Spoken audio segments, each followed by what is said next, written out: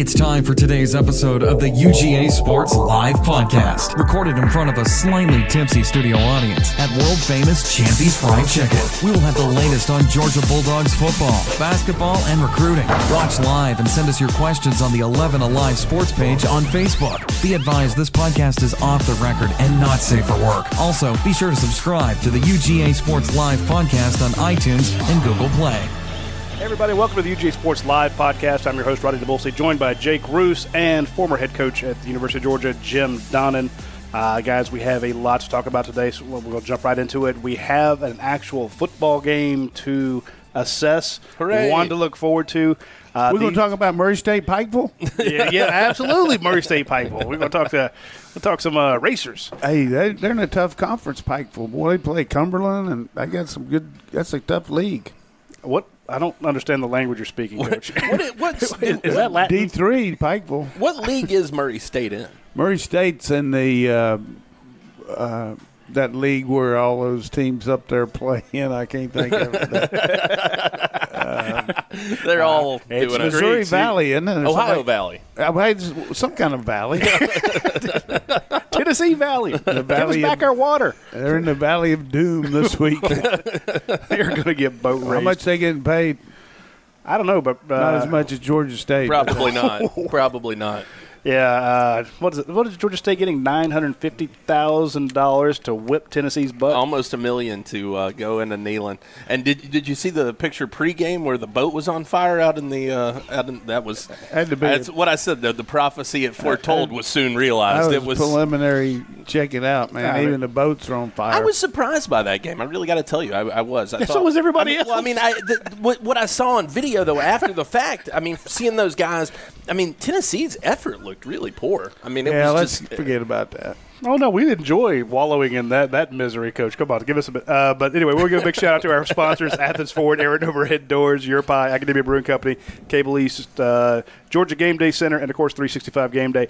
I do want to mention the Georgia Game Day Center, okay? That's a 133 condo complex downtown Athens. You can rent those condos. The owners of them have rented almost like an Airbnb type thing. Yeah. So you can rent the condos there and come in for a game. They have extra tickets for the Murray State game and Arkansas State game. You can buy them from the University of Georgia. There are still tickets available. So if you want to come to these games, you can.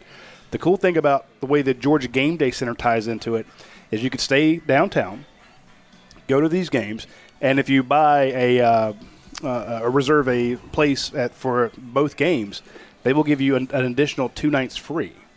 Coupon, so you can come back later. Nice. If you want to come back for the Ath Fest or the Twilight Criterion, graduation, wedding, or something like that, or just want to come back any other time, they have that available for you. So check out the Georgia Game Day Center. Good incentive. Yeah, so it's like, hey, if you want to come to watch 2 games, you can come back later on, and we'll have you can have a nice weekend, anniversary weekend, if you want to spend it in the Classic City. And again, you're right downtown. Shuttle to the games. Come back. All the restaurants are right there. You can't beat it. So big shout-out to Georgia Game Day Centers. Coach, jump right into it. Give us your thoughts on the Georgia-Vanderbilt game. We had you on after the game. You did a great breakdown of what we saw, but not everyone caught that. I can't have all those night games. And I was really dreaming the whole time. I was almost 1 o'clock when I finished that. That's not in my job description. But seriously, I would say this, that I'm just so happy that we could finally play a game. We talked about all the practices and everything, and I was really impressed with all there's so many good things. The tendency is just harp on the areas that concern you. But from a coaching perspective, I thought our organization and structure, getting the plays in, both offensively, defense, and kicking game, you didn't see substitution problems. You didn't see having to a lot of disarray on the sideline. Considering you have 2 new coordinators, it was very fluid in my estimation. The whole operation looked very smooth. The efficiency with which we were able to run the ball was outstanding. Our run defense was good.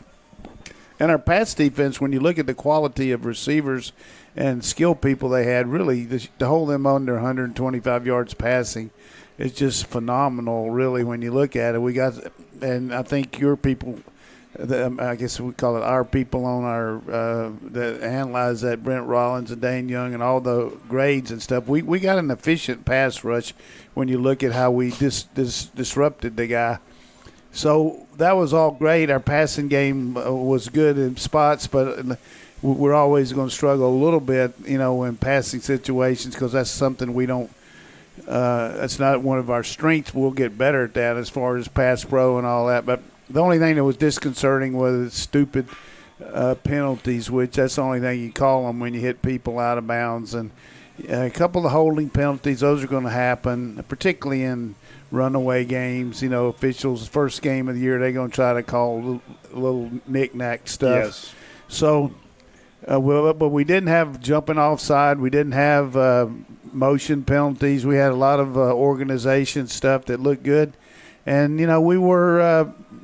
we were a team that looked very athletic. Our kicking game was fabulous from a standpoint of just 3 for 3 on field goals. The punter had 2 thunderfoot punts. 54 yards apiece on and those. we had really good Average. returns. We did have a block in the back on one return, which was not very smart. But Tyler Simmons, who you predicted would return punts, did a really good job of accelerating after the catch and making the routine catches. So I was glad to see Robertson get the ball show you what he could do, even though that 54-yard play was called back.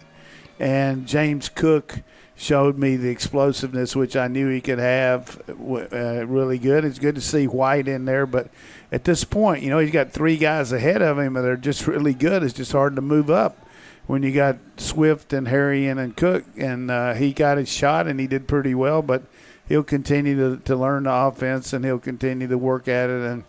But just a couple other things, just really impressed with Nolan Smith's ability. Nolan Smith and Trayvon Walker. I mean, when you look at those 2 guys, there's not many people have guys like that are true freshmen that can go out there and make your mouth water the way they can run and hit. And of course, Nakobe's a little bit down with his ankle, so we didn't get to see him, but.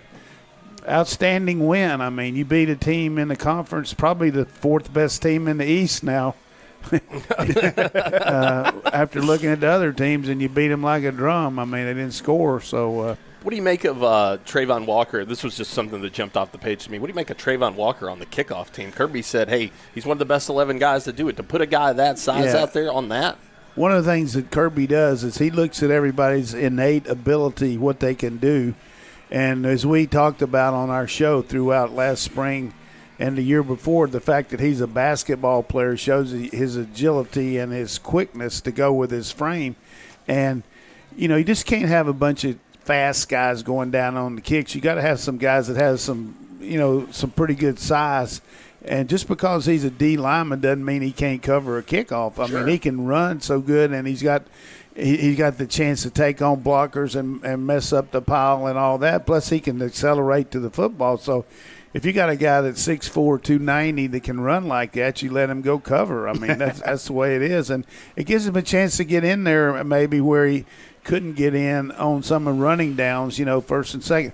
But the thing that Coach Lanning, Coach Schumann, and I'm sure Kirby overall has done with some of these guys that maybe aren't every down players, the thing that I always like about, and I get a chance to give you some coaching philosophy, when you got a 3rd down situation on defense and your job is just sick them, hey, rush the passer or play the sky man or drop into this zone. You don't have to worry about any checks. You just go play ball. That's where you can get these freshmen in there and let them do it. The same thing with putting Pickens in there and put him in on the goal line and said, hey, run a fade. You know what I mean? So that's the way it goes. So we got some outstanding young players to go with our other guys who've made some really good improvement from year 1 to year 2. You look at the way Cook's improved. You look at the way some of these linebackers, I like the way Monty Rice has improved. Crowder was up and down a little bit, but he had a chance to make some plays, and he made them in space. So that's a pretty good overview there. I thought you mentioned some of the young guys that looked good. I thought Kyrus Jackson had a big play there, and then he broke his hand, fumbled the ball. Just a quick glimpse of what Kyrus Jackson is going to bring to that spot. And we got a lot of confidence putting him back there to return. And the one thing I meant to mention, and I knew I'd forget it, but Charlie Warner's blocking on the perimeter, and I think keeping up with the tweets during the game. Even if Radi could see it during the course of the game, you got to feel like he was doing a good job. But Radi tweeted out that Charlie Warner was breaking these guys on the perimeter, and he really was with some of those blocks. And well, I'm just watching to see if they're going to throw him the ball. Well, but no, it was, and Eli Wolf picks up Right. two. Absolutely. On that, whose touchdown run was that? Brian Harry. Yeah, I think that was the Harry. He comes in and he picks up not Dane Young pointed out he blocked two guys. Yeah. So and that was the impressive. one thing, Radi and Jake have a tendency sometimes to not brag about the UGA site, but I'm just going to tell you, Dane Young and Brent Rollins put together a little piece on the game where they go in depth about what we were doing as far as zone blocking and running the misdirection with the reads that we did, and also goal line protection, also some of our zone pressures. But for the average fan, just to be able to read that and then see it and put it together, it's what coaches are always looking at, from a coaching perspective. So I think that sets this site way ahead of anybody else. Just the fact you got some, Brent's a very good youth coach, and he also rates all these players, for Pro Football Focus. He's a very astute guy, and of course Dane, beyond his years as far as doing the tape and putting it all together. So I just think that's worth the price of the whole site just to watch. Even me as an old coach, I thought that was brilliant. I'm glad you appreciated it, Coach. If Coach says it's good, then you know it's good. Be sure to swing by UGAsports.com. Check it out. It's called Watch What Happened. We have video clips in there that Dane and Brent put together with explanations. So if you don't know a lot about football like myself, you can actually see what these concepts are, and you see the difference between some of the stuff that James Coley was called and Jim Chaney did last year. I thought that those first three drives were very impressive. A lot of fans are kind of disappointed the way the game kind of slogged on after that. But at the same time, you had a lot of, as Coach says, dumb penalties. You had 10 of them, 117 yards. When you have those penalties on offense, kills your flow. I'm sure it drives an offensive coordinator crazy. Drives a head coach obviously crazy. We found out that Kirby Smart is going to double the punishment runs for some of the guys who normally if you get a penalty called on you, you get 3 or 4 gassers after practice. It could be up to 6 or 8 this week. So I imagine next week we'll see a lot fewer penalties because nobody wants to run those. I don't know about that. It always worries you when you're playing one of these games where you're supposed to really get after somebody, and then some of your guys that haven't played much get in and make some of the mistakes that they're going to make from an experience standpoint. And you're going to see the refs give every opportunity to make sure that, refs will call it close. They needed that TV time, Coach. Yeah, I just think that our discipline's good, and we'll benefit from those experiences. You can point it out to them, but we can keep on talking. People get disappointed, but all you got to do is look at Alabama, supposedly the number 1 team or number 1A team in the country. They scored 14 points in the first half against Duke and didn't look very efficient. Clemson had the same situation against Georgia Tech. I guess it's because Georgia Tech was lifting weights before the game. That was an interesting one. So I think the whole difference there was that they had a couple turnovers, which I'm sure everybody jumping on Trevor Lawrence about that. He had 2 turnovers in the first half. Yeah, so you can really find a lot of things wrong with every team the first game, and there should be big improvement for the second. But overall, our team just looks like a team to me. Just athletically, the organization, and I just don't see a lot of teams that we're playing that look like us. Maybe Auburn as far as players, but after seeing Notre Dame last night, they certainly got a good quarterback, but they don't have their 1 through 44 doesn't look like our 1 through 44. That's what I said last week, or what was it, 2 weeks ago? I said I did not expect Notre Dame to give Georgia a big contest. Well, they could. They could absolutely. But I'm talking about an eyeball. Not from what I saw last night. Eyeball. But the one thing that they had, the Louisville had, And the same thing that Appalachian State had when they played us in 2017 when we went to the final game, is you got the threat of a quarterback run on your three-back principle, and they couldn't handle that. We don't use that stuff, so we're more conventional team that they can do that against. That's a good point. But I think look at you and your points. It makes sense. But that one kid, he's from down there in Columbus too, isn't he? Pass? Yeah, Jawan Pass. Yeah, Puma. They call him.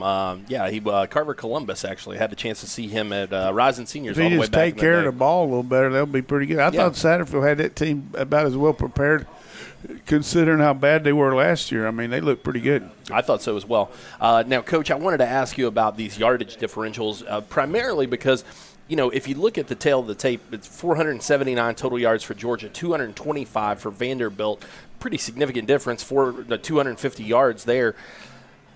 Not reflected so much in the score. I mean, 30-6, obviously. It feels, though, like you could have run it up a little bit more. And those third down conversions, a big area of concern for a lot of people. Couple things. If you score in the red zone the 3 times if you get 1 or 2 touchdowns where you got the field goals, then you're up in the 40s, okay? And then on the short yardage, I mean, realistically, every team is going to hope that you can get 60% on short yardage, 60 to 70%. It gets tougher. 1, 2, 3 yards, it goes up. But the one play, and that's great for Dane and Brent had it. They showed the penetration that they got. If a guy penetrates, and it's tough on the center because he got to snap the ball. We ran the first time we ran the play, it worked extremely well. It got 3 or 4 yards, and then 2 other times we didn't make it. One time with Harry and one time with Swift. But there's a tendency to go back. Well, hey, they didn't do it against Florida last year, but we've made short yardage a lot more than we had. I think probably we've got some things that we can do to take advantage of that. With loading up personnel, putting an extra lineman or back in the game and all that, but I'm not near as concerned about it after watching us practice it all spring and fall that I was last year when I watched people stuff us. I don't see it's going to happen. I want to go back to that touchdown run where they tried to go behind Ben Cleveland with DeAndre Swift. Couldn't quite get there. The second play, or right after that, they brought in that jumbo package, put Brian Harry and went to the left side, and he blew through there, and it was, they scored.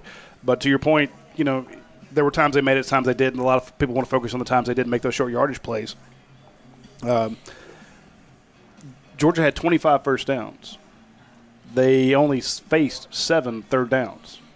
They were 1 of 7 on those third down situations, but I think 3 of them were 3rd and 15 or more after penalties. But you're right. Yeah. So it's not like they were in a lot of third down situations. So it's like, we can complain about 1 of 7, but when you've got 25 first downs, that means you're scoring those first downs. And here's the thing about goal line defense and offense that people need to remember: a team hasn't stopped you for 95 yards.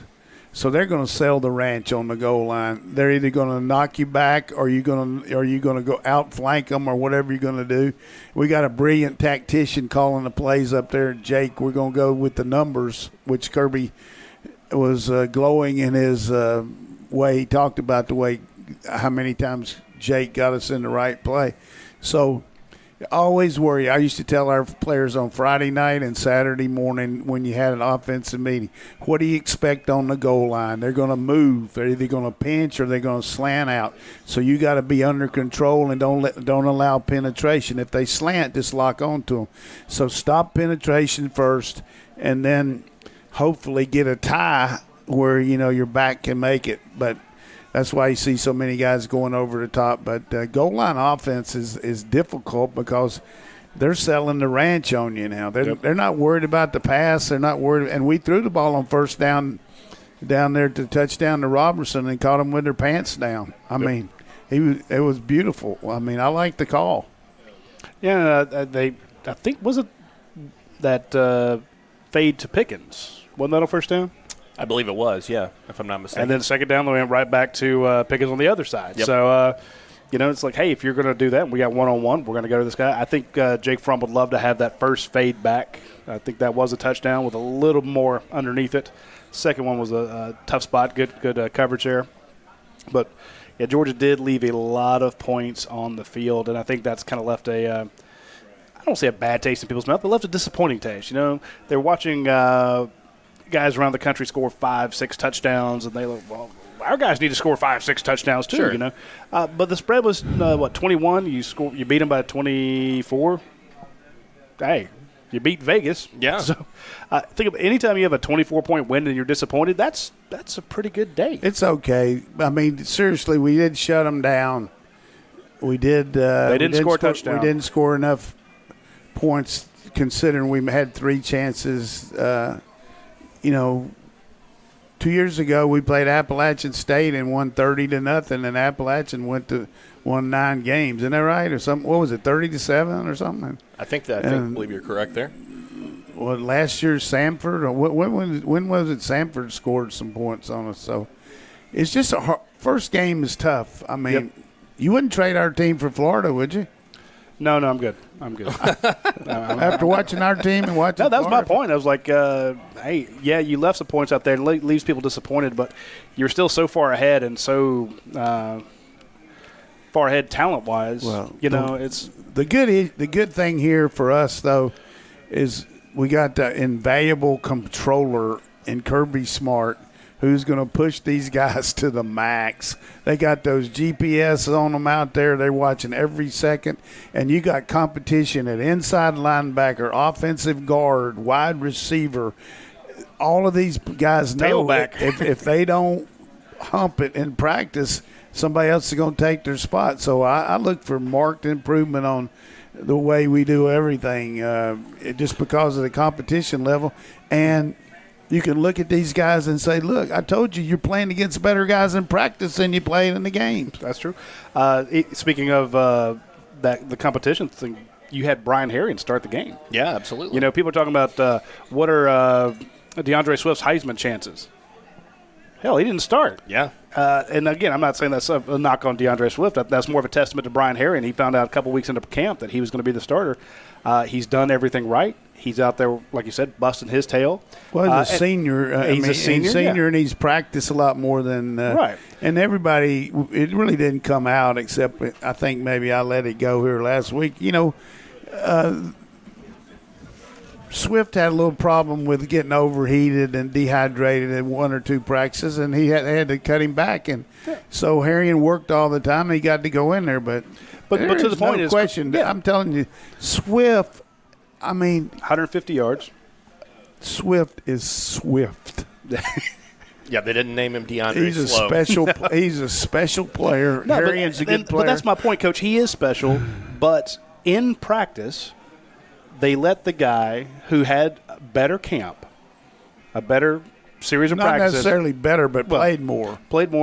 That guy won the start. Now, did he get as many carries? No, because you're going to keep giving the ball to Swift, but he got to be the first player out there, and Kirby Smart could turn to anybody on that team and say, look, this guy with his experience and effort won the start over what everyone, including myself, presumed was going to be the starter. Sure. So when I say every job is up for grabs, I bloody mean it. You better believe it. Yeah. So and it's not to say that he took the job from Swift. Swift again, 149 yards for DeAndre Swift, who's very unhappy that he didn't get it to the end zone.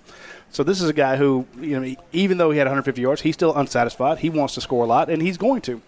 But it's not just lip service when you say, hey, you got to win your position in practice every day. And I think a little thing like that he could point to and say, Brian Herring, you got it. We're a better football team right now than we were last year. We're a better team. Yep. I'm talking about starting the season. We're better now. Will we improve like that team did last year? But our secondary is so much better. Our inside linebackers are so much better, more competitive. Our kicking game, the guys we got covering kicks are just as good as the ones we lost. A lot of them to the NFL. Our O-line, receiver-wise, we don't have the experience, but we got guys. Pretty impressive that old Cager recognized that corner blitz and bananaed out, and Jake hit him. Then you got Robertson running those slot routes, and Lander's one of the most improved players. We've had that on our show for 2 since spring practice how much he'd improved. And then, I don't know. I hate to be negative about people being negative, but I'm just saying this team's going to be really good. Again, when you saw that in those first 3 drives, they went flying down the field. They did amazing things. Vanderbilt's offensive line is Jed Clampett, though. Yeah. That's the one thing we got to be careful about, because we don't want to get too high on our defense, because I haven't seen many O-lines that bad in the SEC in a long time. Have you? Well, the last one I saw in the SEC that bad was probably back at Vandy a few years ago. Maybe Arkansas this year, but Arkansas and Ole Miss, that's going to be the pillow fight of the week. Woo.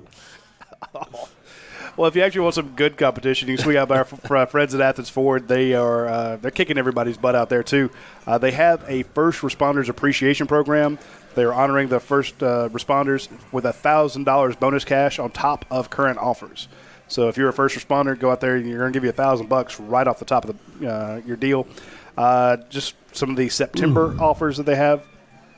2019 Ford Expedition XLT, $16,000 off. 2019 Ford EcoBoost Mustang, $23,085. So, or you can get it financed that for 72 months at 0% financing. The 2019 F-150 XLT through to a crew cab, $15,500 off. So some fantastic deals at Athens Ford. Remember, it's a place where you have the lifetime powertrain warranty. Any new car or any pre-owned vehicle under 80,000 miles will have a lifetime powertrain warranty. And they have one of the best service bays out there. You go out and they have free drinks, great Wi-Fi, comfortable chairs, and they're fast. They're really quick. They're dedicated. You drive up and say, "Hey, look, I need something done." It's his own department, and they'll probably even let you borrow a little courtesy car and take it down the street to Athens or to Academia Brewing. Yeah, absolutely. So if you need anything done service-wise, you don't have to have a Ford to go out there and get it done. Those guys will do fantastic work. So. A lot of questions to jump into here. Everybody, trying to take as much as they can away from Game 1. Had one I kind of wanted to combine here. This one from one of our subs over at the board. He wanted to ask this privately, so he didn't. He said, "I don't want to be embarrassed if I'm wrong about this." He said, "But did Georgia have some big play calling cards on the sidelines during the game?" He says, "I don't recall us doing that before. Is that new, and would that be attributed to Coley's offense?" I did see a few of those big posters out there. It looked like they were holding up. Is that a Coley thing? I mean, where does this come from? I have no idea about that. I mean, just check on. Everybody's got different ways of putting plays in and signaling them in and using those cards and posters. Maybe we do. I don't know. Rackham Dog with. I'll try to find that out, though. Rackham Dog with a question for you, Coach, about Game 1. He says, what differences stood out to you? Did you notice the difference between Coley's offense versus what we've seen from Chaney's offense in Game 1? Maybe a little bit more just the fact we ran a couple different plays, where we zoned one way and went back the other way. We didn't show the counter play we used in the spring much. The quick screen to the wide receiver was new, where we threw the one quick screen. But, part of the reason Coley stayed was, and Coach Smart hired him, was the continuity that he provided along with McGee and Coach Pittman and Coach Hankton. He knew we had good continuity here. So there might be a few changes, but I can just tell you this. And if y'all believe anything I've ever said on this site, and some of you would never believe anything I would ever say, play calling is the most overrated thing in the history of the world. It's so overrated. Wait, no, we can't go behind the curtain that far, Coach. We might just die. Because it's not the play calls, it's the execution of them. I mean, everybody's got plays that they call and all that. And sometimes you run a trick play or you run a reverse and all that. But it's all today's game. You hardly ever call a play. You give a play to the quarterback and he goes to the line and he calls it based on what they're doing. So the other team has a lot to do about how you're calling plays. If they're in an overshifted front, we're going the other way. If we got an inside play and they stacked in, we're going outside. If we got a pass and they got too many people in the box to block, we're going to have to change our protection and all that. So play calling is one thing, but play comprehension and teaching the quarterback's the number one game. The quarterback controls the game. See, I've made a similar point to that, but not quite as accurate. When I say when Jake Fromm walks up to the line of scrimmage, he has at least 2 plays that he can get them into. And then after the game, Kirby Smart's, and I think he said it after this one, when he compliments his quarterback, he'll say, well, Jake got us into the right play. Right.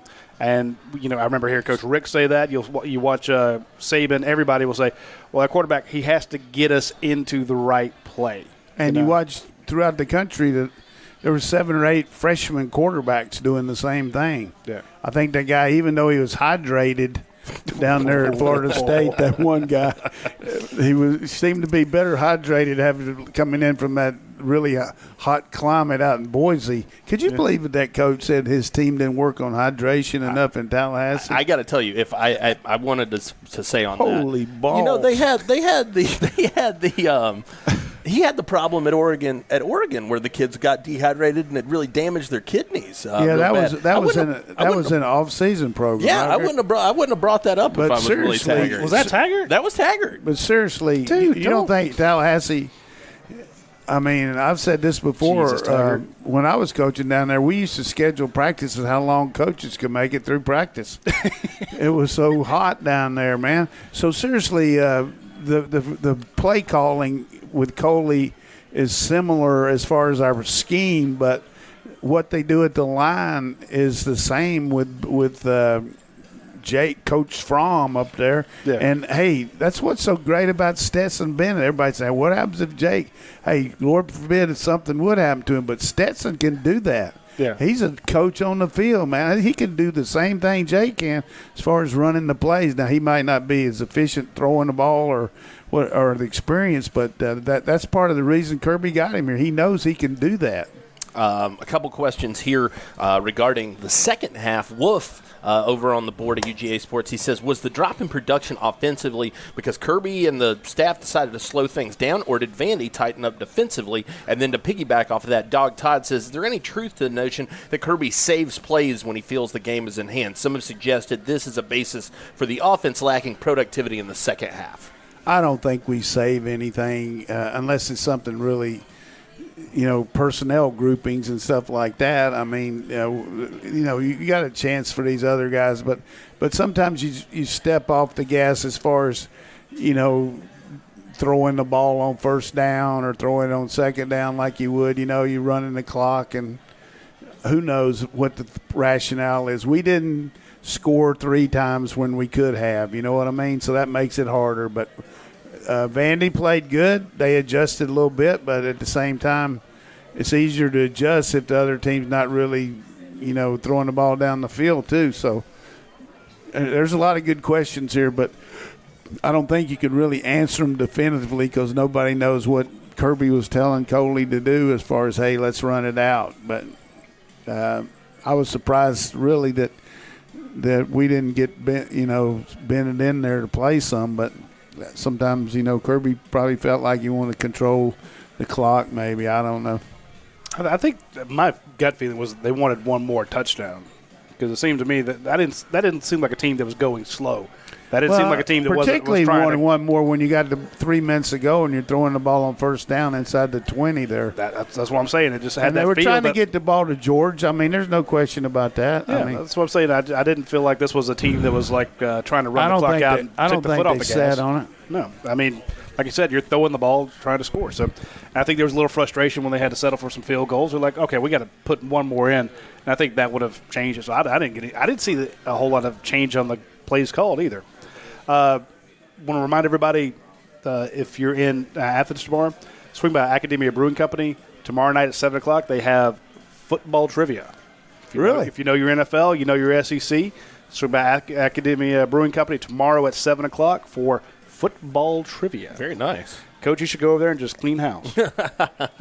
I'll give you football trivia. Who's the only quarterback to go undefeated and be in the transfer portal and play for a team that was undefeated? I don't know. Brandon Wimbush. Oh, yeah, you're right. went to UCF from guys that never lost a game and started quarterback except against us. He was 1 year. I mean, we didn't play him last year, but this last year they were 12-0. That's a good point. And Book came in and started playing, but he was on an undefeated team. So much for my trivia. No, that's a good one, and that'll be a good one to ask. Later on in the month, if you want to swing by Academia Brew Company, they have Athtoberfest from September 27th through September 29th. I'm looking at the indoor stage and their outdoor stage. They start at 3 o'clock on the 27th. 3 o'clock Fishbug, 3:30 Calm, 4 o'clock The Gateway Company, 4:45 Ozello, 5:30 For Us, 6:15 Vision Video, 7 Fudo, 8 Monsoon, and it just goes on and on and on like that. Just tons of bands, tons of food, tons of beer. The Oktoberfest, September 27th through the 29th out at Academia Brewing Company. Do not miss it. Very nice. BSW44144 over on the board wants to know, do you think we'll see less rotation at receiver going forward, or do you think that it's a situation where they're going to keep that up and moving?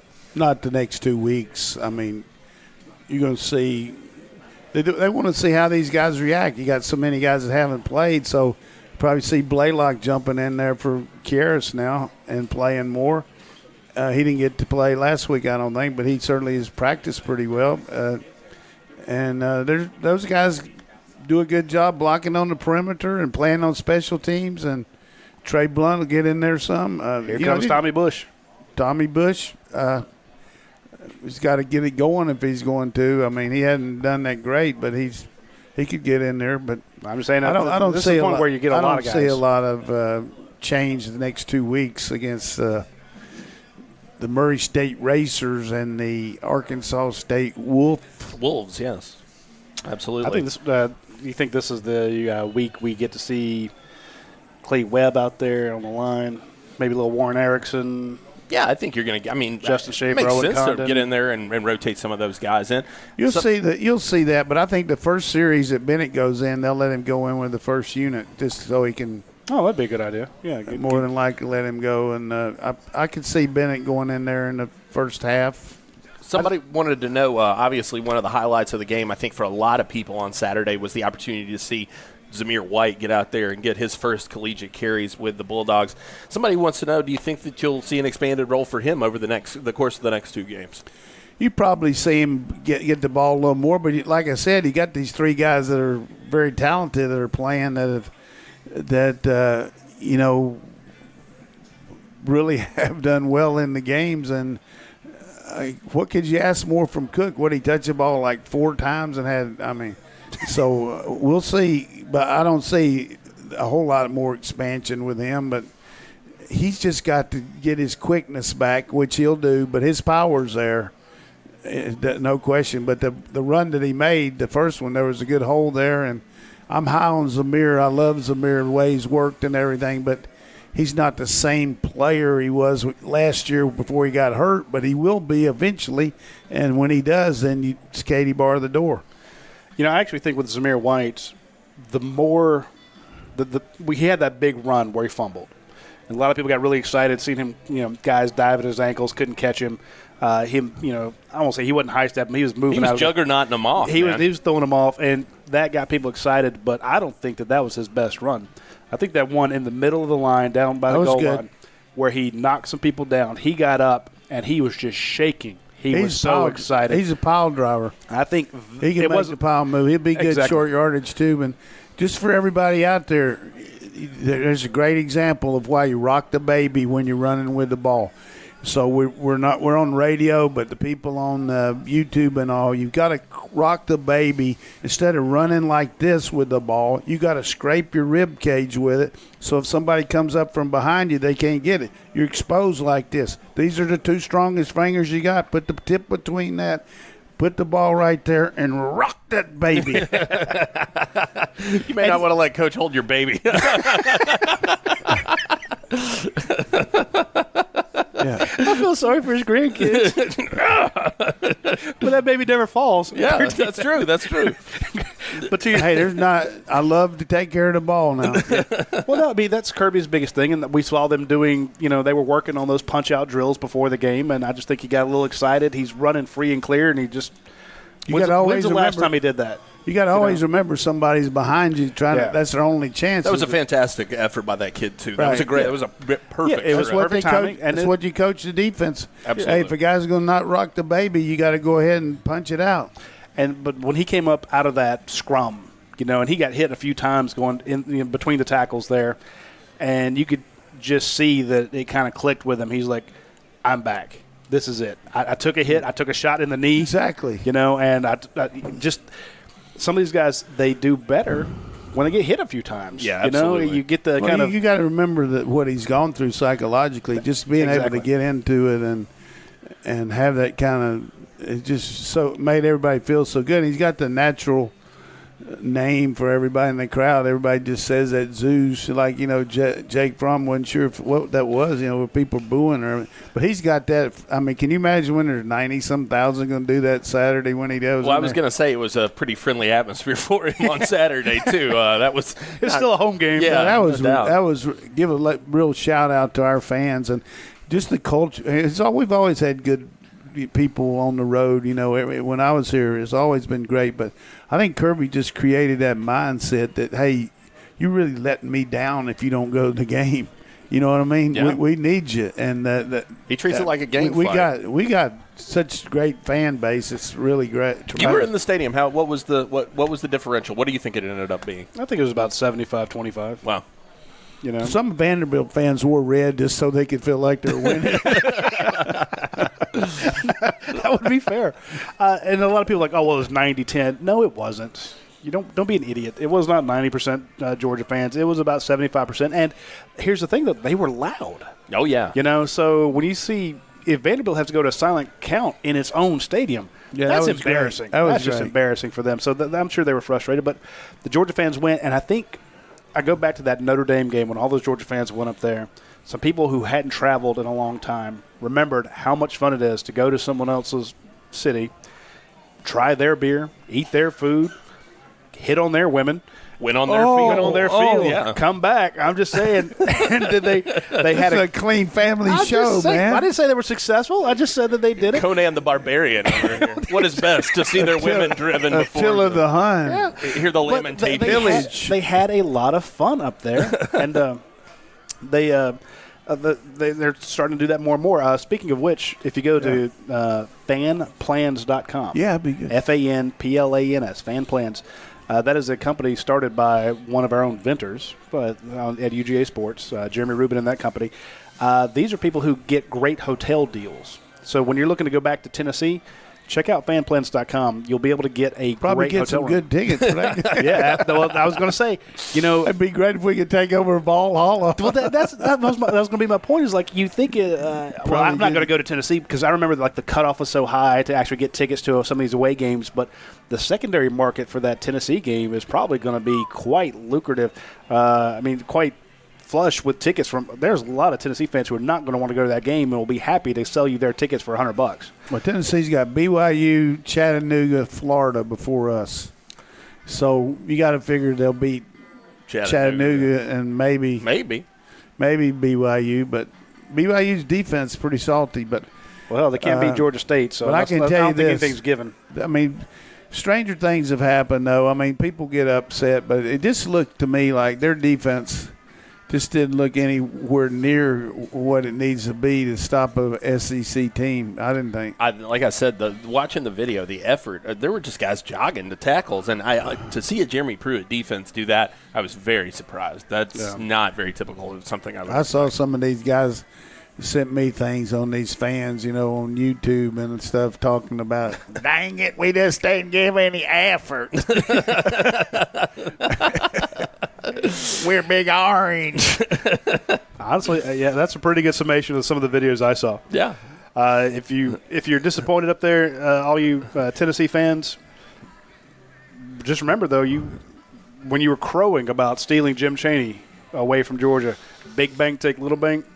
Yeah, it ain't as Coach says. It's not always in the play calling. Sometimes you just have to have the horses. Well, and right now, Tennessee doesn't have the horses. They scored on the last play of the game, but they did score 30 points. You ought to win if you scored 30 points. Yes, I would think so as well. I did have somebody ask me, do you think Georgia State is on the way to becoming a pretty competent mid-major? That's just that's a program changer. I mean, you got a lot of people's attention with that, not only here in the state, but around the South and around the country. It's because it hits all around. You know, one of the biggest wins ever as far as upsets, talking about like that Michigan game against Appalachian. But it just that put App State on the map. It just really gives you a lot to build on, and particularly when you're going into the year and the coach is on the hot seat and they only won 2 games last year, and now all of a sudden, you know, the Sun Belt looks gettable. They can get in there and be competitive, and they got a good quarterback. I mean, the guy made a lot of plays. I mean, yeah, and Sean Elliott's a good coach. I mean, he was there at Appalachian at the same time that Coach Satterfield was there when they were winning all those championships under Jerry Moore, and he coached with Coach Spurrier when they kind of in the heyday when South Carolina was winning 11 games 3 years in a row. So he knows how to coach and win, and just have had a little bit of a changeover in their staff. He lost his offensive coordinator to Western Kentucky. Hey, how about a big upset, Western Kentucky losing to Central Arkansas? Yeah, no question. Now, Central Arkansas, that's like BCS playing when we not be FBS playing FCS, and then all of a sudden you got a non-Power 5 team playing a Division II, aren't they? Check that out, Dave. Isn't Central Arkansas Division II? There's some people saying Central Arkansas is the best team in Arkansas. Well, they might be right. If you want the best team, you should join the Yerpai team. Just talked to Drew French the other day. Drew says they are up to 70 locations of Yerpais. So they have opened a ton of them. If you want to open one and you'd be number 71 or 72, of course, you wouldn't quite be there because they have some more that are in the pipeline. But if you want to be in that first 100, so the years from now you can say you were in the first 100 Yerpais. Reach out to Drew French and Natalie French over at Yerpai. Just a great team. They are great with their locations. They are great with their support. And, some people say, look, I want to run a restaurant my way. They'll do that. And I like that they do a thing with their allergy nutrition. They have a commitment so that everybody can go out there and have a pizza. They offer gluten-free dough, vegan, non-dairy cheese, non-dairy sorbet. So they cater to a wide range of palates. I know you're a big fan of vegan cheese. Yeah. You mean non-cheese? Yeah. Again, not my taste, but when I go out to Yerpai, I can get them to put like 8 different cheeses on there. Every single meat in the joint and all the vegetables. I can get a pizza this high for $8. You just can't beat it. So when you get a chance, if you want to run a great company, you want to run a franchise that will make you a lot of money, swing out and talk to our folks at Yerpai. They'll take care of you. We do have some breaking news, Coach, I want to make you aware of. Will Muschamp confirms that Jake Bentley has a foot injury and will be out 6 to 8 weeks. If not longer. Well, I thought it was breaking news. I heard that yesterday. Well, it's just I think Muschamp confirming it is. Is I wasn't trying to bust you. But No. So we got that he's out. And, again, we didn't know how bad it was. I hate that for the kid. I mean, he's taking a lot of grief with the program. Quarterback's going to always take the heat, but he's a good kid. This guy they got coming in from Washington is, did well in the Elite 11, and how you pronounce it? Hilinski. Yeah, Ryan Hilinski. He'll do a good job. They got Charleston Southern this week. I mean, then they got Bama next week. Wow. They got a murderous schedule to look forward to. I mean, I don't see them getting to 6. I want to get to this question from our guy Merrick over on the board, a good friend of mine. Yeah, and he bribed me. He's a friend of yours? I'm going to tell you straight up, he bribed me with some great Mexican food when I was in Dallas for the opening. Really? He says, why is it that this team can be great at why is it that a team, Georgia, I guess is who he's speaking of here, can be great at run blocking but struggle with pass blocking or vice versa? I assume it has to do with numbers in the box and action versus reaction. Well, a lot of it, that's a good point. A lot of it has to do with the system that you have in place. I mean, you're going to spend an inordinate amount of time on the things that you do the best, but you also work on your weaknesses. But, so many of our play calls are runs or RPOs, RPO, run pass option, where it can be a run or a pass. So the quarterback could throw the ball, but the line's blocking a run play. They're not blocking a pass, even though it is a pass. And then even the best teams in America show pass when it's third down and the other team knows that you're protecting. they're going to come with some different rushes, some exotic rushes, and some pressures, and they're going to make you look bad. When you got the advantage of it run or pass, your line's got an advantage. But when the other team knows you're passing, then your pass protection isn't quite as good. But I think we made good improvement in our pass protection. The other night they just came through with a couple of different looks, and maybe we might have maybe one of our backs blew the protection and let the guy run free. But we're a great run blocking team. We're a pretty good pass blocking team. We got to get better at that. Dylan Brooks here with an interesting question, Coach, not related necessarily to the game, but just the program overall and really the state of college football. He says, what is more important for success in today's college football, great coaching or great recruiting? Don't say both. kind of clipped your wings. Yeah, he there. put that caveat in there. So, well, there's no question that the acquisition of talent's the only chance you got to be great. If you don't have the players, I don't care if you're Newt Rockney, you're not going to win on the level that you need to in this level here. I've always said this: coaching will win for you, but it won't win for you, but it'll get you beat. By that, I mean you're not going to out-coach a good coach, but if you don't do everything that he does, he'll beat you. You know what I mean? So your preparation needs to be good. But getting good players. But I would say the number one thing along that line is not so much great coaching, but it's player development, bringing a guy in and making him reach his potential, and that's what they do here. But I will also say this. Our guys are really good teachers, and I think in the end result, that's what you got to be able to do. You can know a lot of stuff. I mean, I've been around teachers in classes so much smarter than anybody, but they can't delegate it to the players to the students. They can't get it across because they can't communicate. We got good communicators. We teach. Our fundamentals are good.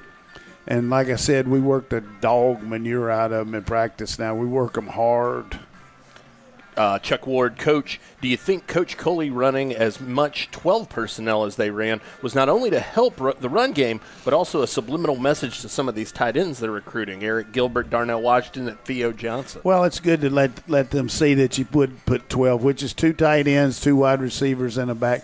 But the significance of that a lot of times is a balanced front. If you just look at a team rushing the passer or setting up their defense, if you have an edge where you don't have a tight end there, and a guy can line up on air to rush the passer or line up on air to be the backside chaser, you know what I mean, as compared to a guy lining up on him. Even if the guy doesn't do any good, he's got to get around him, you know what I mean? Sure. So the balance of having 2 tight ends and not having a strong side or a weak side is great. The other thing is having a guy that can line up as a wing on one side and move to the other, balances up your offense and makes them balance up the defense, or it gives you a power look to the side of the wing where you can really maybe get that extra double team at the point of attack where you got 4 guys over there instead of 3. So sure, subliminally, whatever he said, I would think they're showing those three guys, hey, we got this in our package. We need you to come help us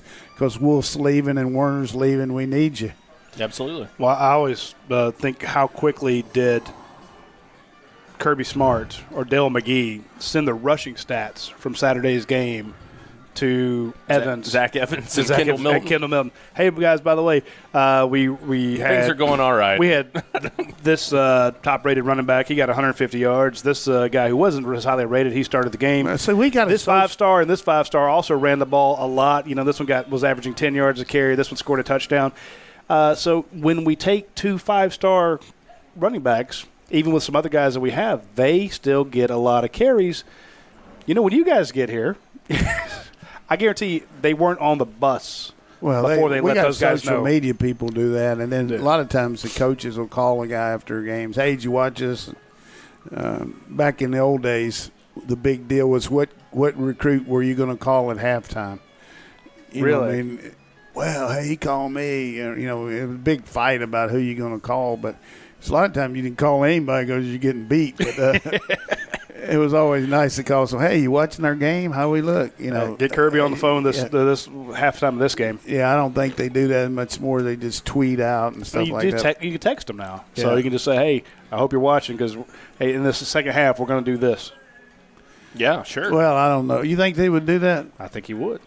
Not You'd probably- not tell him to play. Just say, Why don't you tell hey, Kirby? Say, hey, no, Kirby, I think you probably need No, to in the tell second half, him. he's like, hey, watch Zamir White in the second half because you remind me of him. And all of a sudden, Zach Evans gets that tweet. But, hey, Kirby, Zamir is just a freshman. He might say that back to me. So mention Brian Harriet instead. Hey, you're doing good on that. That's good. But we got to think up things here. When their team's ranked number 3 in the country and people aren't happy, you got to think up things. So what else we got? Any other tough questions? Well, we didn't mention our friends over at Aaron over at Dores. I stopped by there on our way out of town when we're going up to Nashville. Did you finally go get your sauce? I did finally get my St. Elmo's cocktail sauce. And we're going to cook up some. Was it frozen? No, it's just bottled. It's bottled.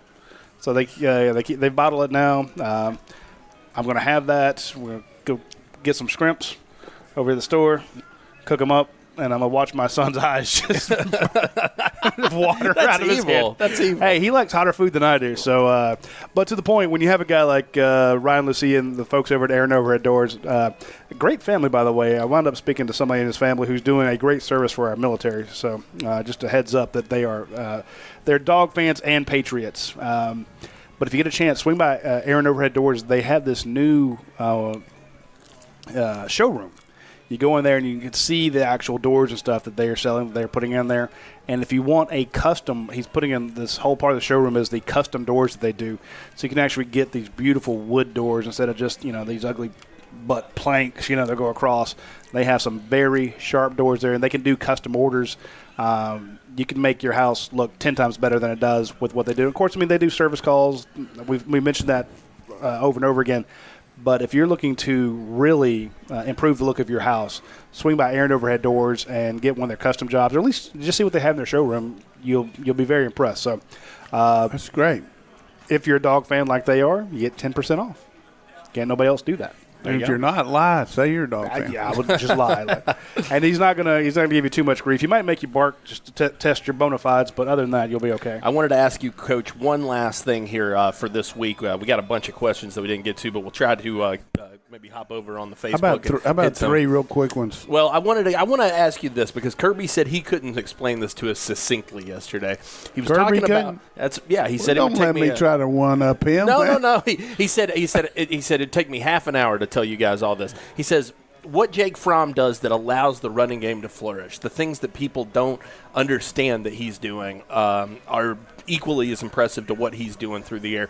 What is it that Jake Fromm's doing out there that's allowing this run game to have the success that it did last week? Okay, when you break the huddle, you estimate the defensive intent. All right, just stay with me. Gotcha. What can they do from how they line up? Don't give them credit for worrying about stuff that they can't do. Based on how they're lined up, what are they going to do? What are they going to do from what we've studied, their game tape, their tendencies? So they're lined up in an overshifted front with a balanced secondary, or a balanced secondary with an even front, or whatever it might be. And do our numbers meet up with their numbers? Do they have a chance to have an unblocked guy or not? If they do, then we're going to get to the best alternative play.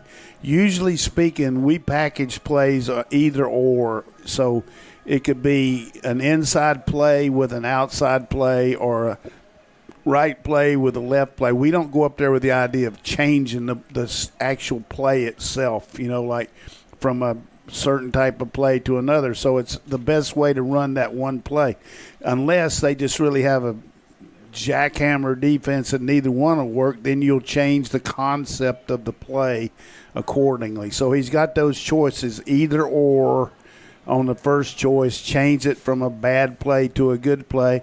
And if it's a pass play, your protection, if it's not good, change the protection where we can protect better with this protection compared to the other. So all that's in the mind, and it's hard, but it's not rocket. 4 seconds to figure that out. It's not rocket scientist. You don't have to be a rocket scientist. I mean, Jake's tremendous at it, better than most people. But I mean, I've had guys that can't play dead in a Western movie could do stuff. Like it's 12 or it's 13.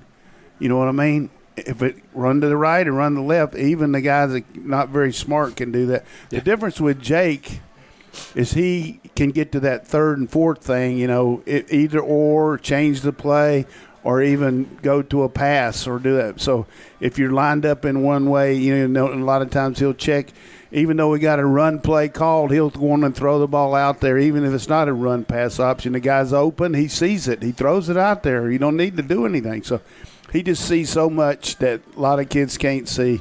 So Kirby's basically saying what we teach him to do, he's able to implement. And then the same thing's true with our defense. Our defense is complicated, but it's really good. I mean, it's a system's been, over the years of Belichick and Saban all the way down, and Kirby's refined it.